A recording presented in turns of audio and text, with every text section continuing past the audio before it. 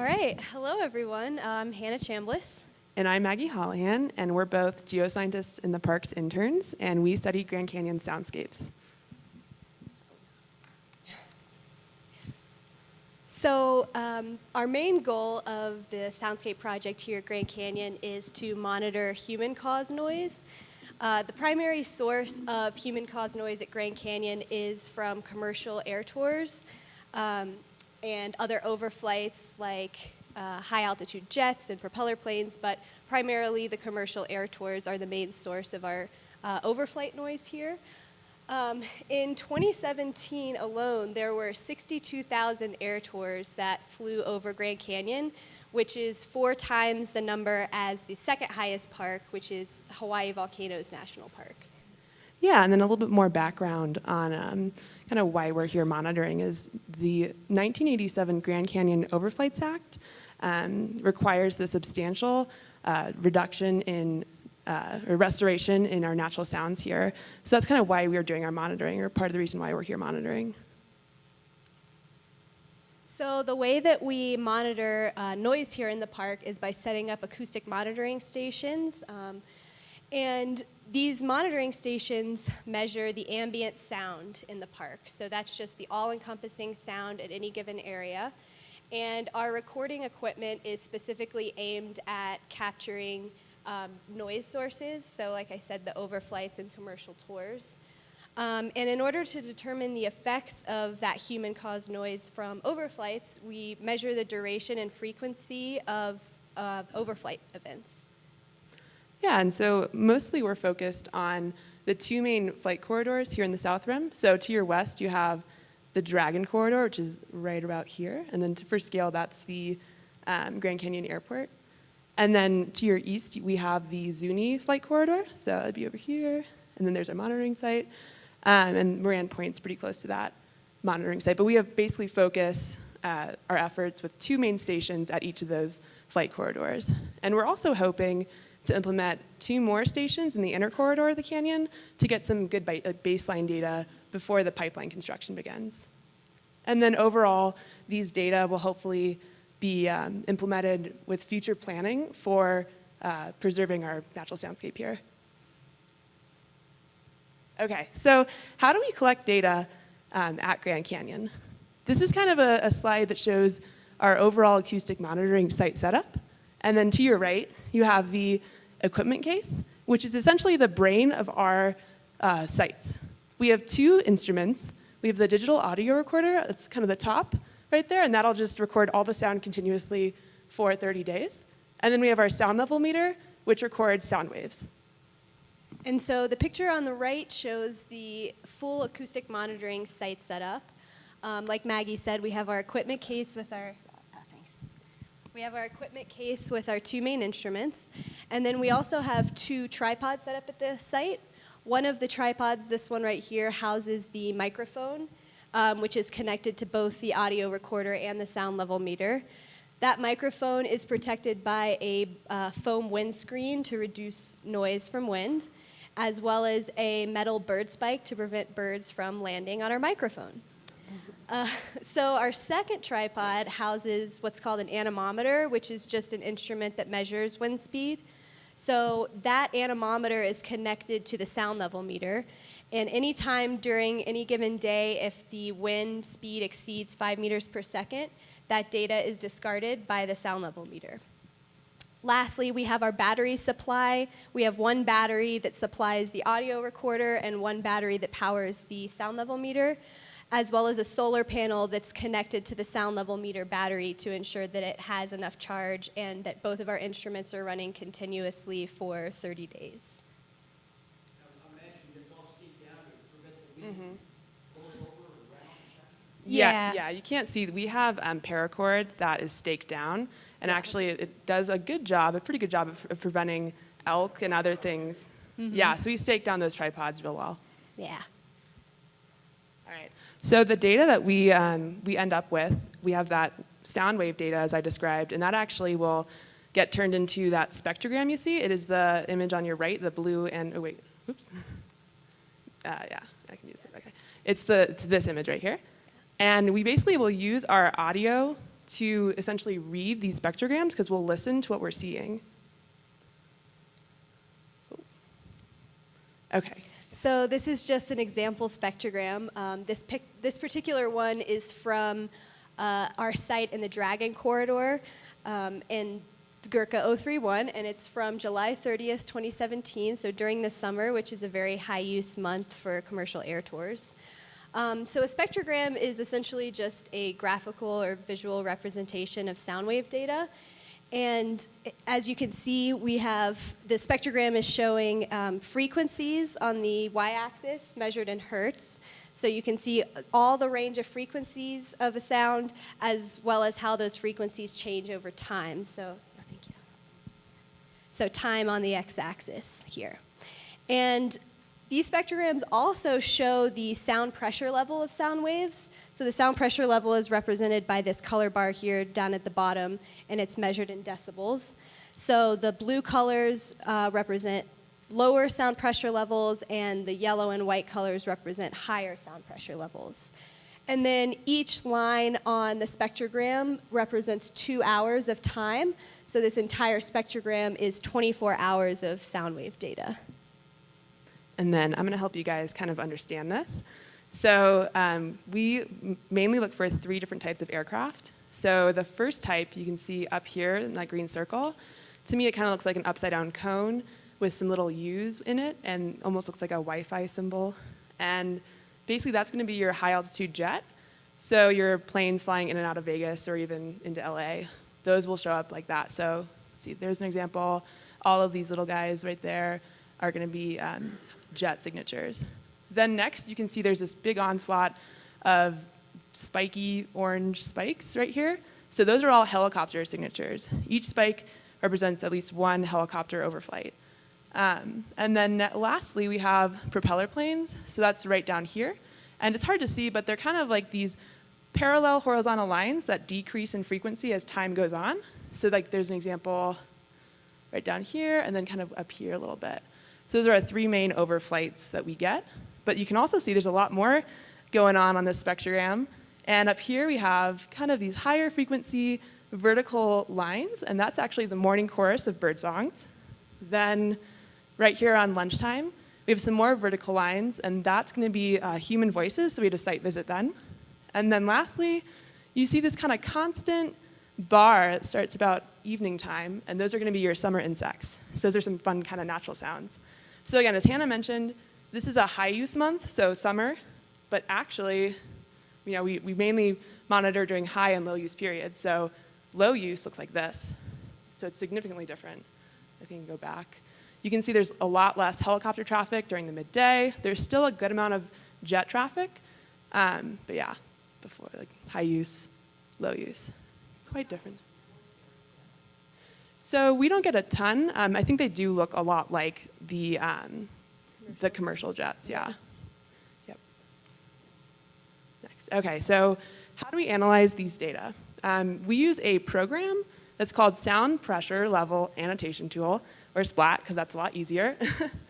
And basically, this tool allows us to understand the number of events, how long those events last, and what aircraft are involved in those overflight events. So if you look at this screenshot I have of our program, you can see these like little faint white boxes. So we manually go in and create those boxes, and the width of those boxes represents how long each aircraft event is. And we'll use the audio data to kind of look and listen at the same time to determine the aircraft type. So, yeah. Right, so why do we want to study soundscape here at Grand Canyon? Why do we want to monitor noise? Well, evidence has shown that human-caused noise can have pretty negative impacts on both visitors in the park as well as wildlife. So just for reference, at 35 decibels, you start getting interruption of sleep. So this would affect people who are camping in the canyon or on the rim. At around 45 decibels, we start getting negative impacts to wildlife, things like reduction of predation area and interference with mating. And then at 60 decibels, you start to get speech interference at a normal voice. So hikers in the canyon or on the rim might find some interference in their conversations. And then just for reference, our High altitude jets from the ground are have sound pressure levels of 50 to 70 decibels. Helicopters at 1,000, so from the ground, you can hear helicopters at about 1,000 feet, and the sound pressure level from the ground is 70 to 80 decibels. So you can see that both of these sound pressure levels for high altitude jets and helicopters are well above the threshold for having negative impacts on visitors and wildlife. Yeah, this is actually a very important issue because, yeah, the vibration from helicopters can resonate in certain rocks, and so this is a huge kind of concern with cultural artifacts, and yeah, it's definitely an issue. But I think at Grand Canyon, the helicopters are not flying around any sensitive, yeah. Oh. Yeah.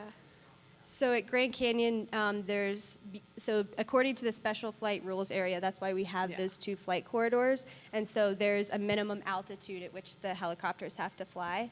It's less of a problem, I think, at Grand Canyon and more at places like Arches or places with sensitive cultural artifacts that might be affected by helicopters. But if you have any concerns, feel free to email us. We'll have our email up. We'd love to look into it. Yeah.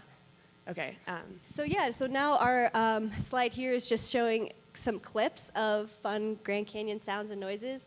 The first 2 are just typical aircraft noises we experience in the park. The first one is helicopter noise from a high use month, so the summer, and the second is a high altitude jet in the middle of the night. So.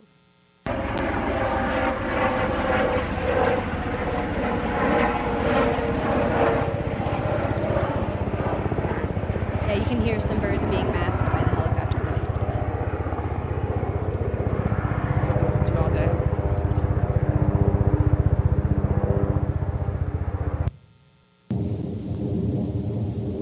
Yeah, so this is our high altitude jet clip, middle of the night.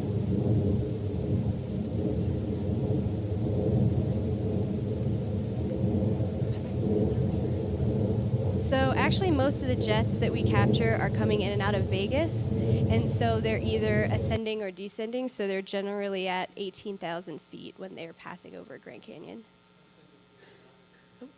Yeah, so they're either taking off from Vegas or coming back into Vegas, so they're around 18,000, yeah. Yeah, so now we're about to listen to a thunderstorm. Prepare yourselves.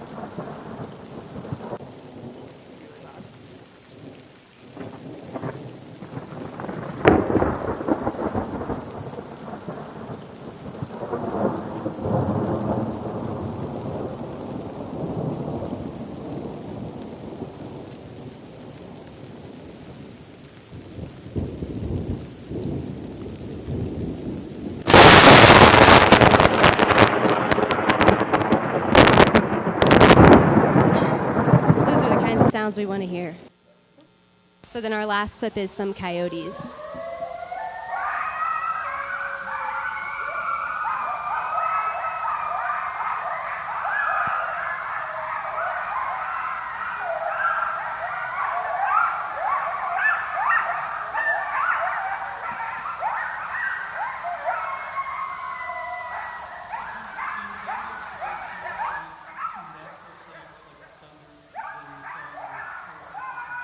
For sure. I would say That might be a wildlife question, I guess. And yeah, I think it's probably just the sound pressure level. Yeah, but I'm not sure. Yeah. I would actually say yes, they do react differently as a wildlife biologist. One of the things, for example, with bear country is if you wear a bear bound, a bear doesn't notice it. It's not a natural hunt. You break sticks, the bears react instantly. So part of it is the landscaping sounds that they're interested in, what means predator, what means prey, and then there's just the overall stress of an ongoing more of these non-natural noises.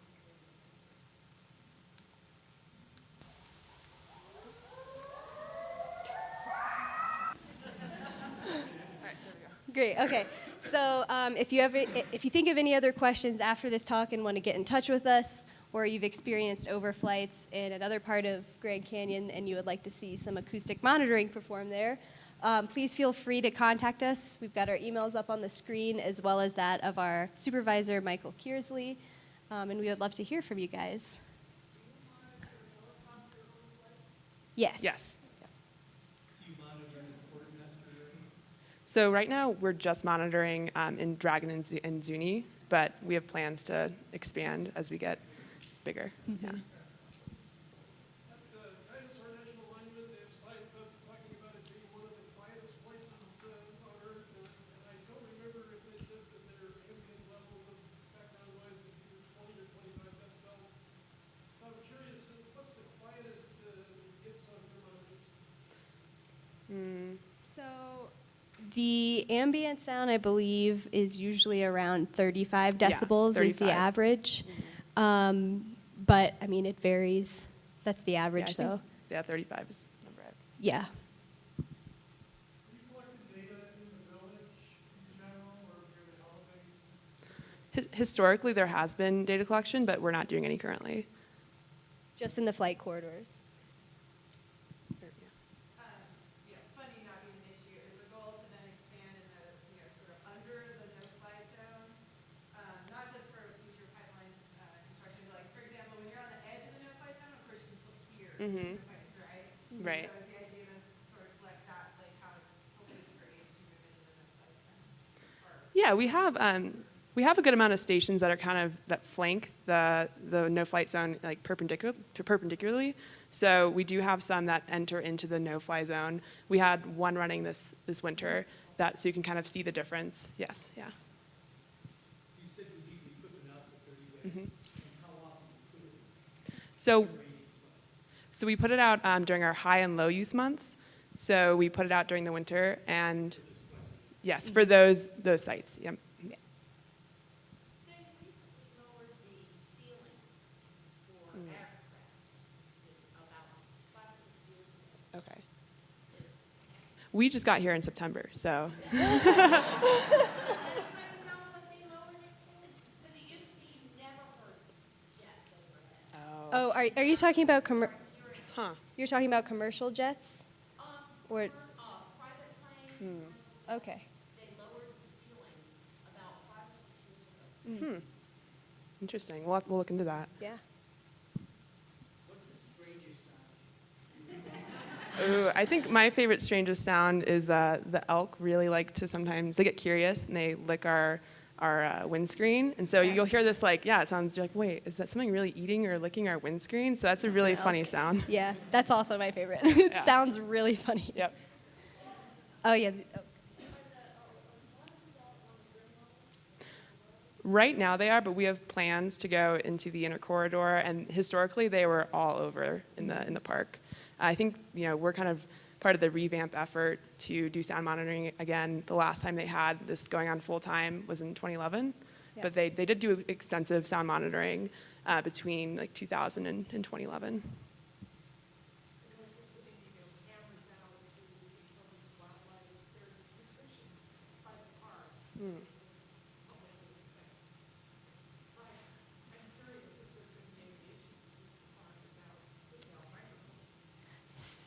Well, so these sites are pretty far away from where any of the visitors are.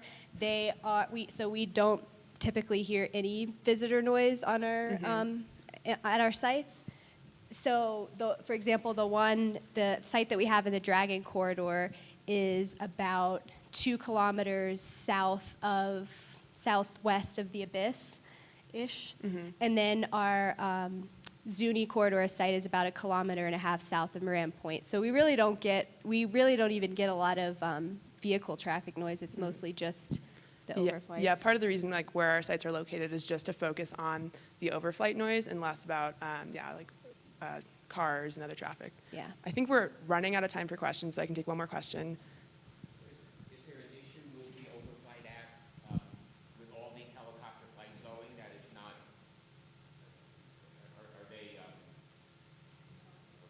are they compliant with the overflight act, or is that an issue now? I think, in my experience, I know that they do tend to try to be right on the edge of the flight corridor, and I would say, not sure, I'm not too great at estimating elevation, but they might be a little low in certain areas, but it's on areas, I guess, where, they're getting caught, so not really sure.